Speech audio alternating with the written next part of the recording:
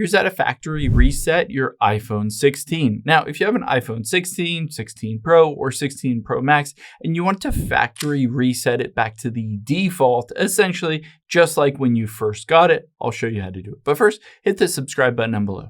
Really helps me out. Thanks, guys. Now, the first thing we'll do is head into your settings here, and we need to make sure everything is backed up so that you don't lose everything when you do that.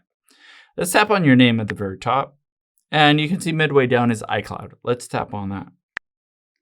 Now, from here, you can see midway down again is iCloud Backup. Let's go into here, and you'll see at the very bottom, I can tap on the backup, and it says last backup was yesterday, 1.7 gigabytes. And if I go back here, you'll be able to see the backup now. So I would recommend just hitting backup now so that you make sure all of the data on your phone is backed up so that you don't lose it. After you've done that, all you need to do is go back here, all the way back.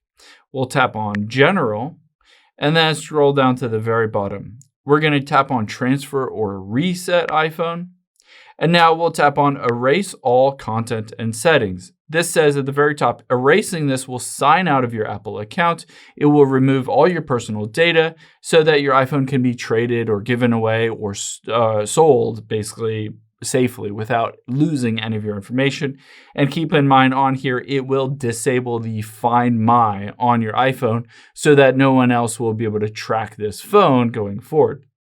Now, keep in mind, it will walk you through that you'll lose your wallet, it'll deactivate the SIM card and all this stuff, but just hit continue and enter in your password again. And then essentially it will completely wipe out this phone. And when you turn it back on, it will be as if it's factory reset to basically however it was when you first got the iPhone.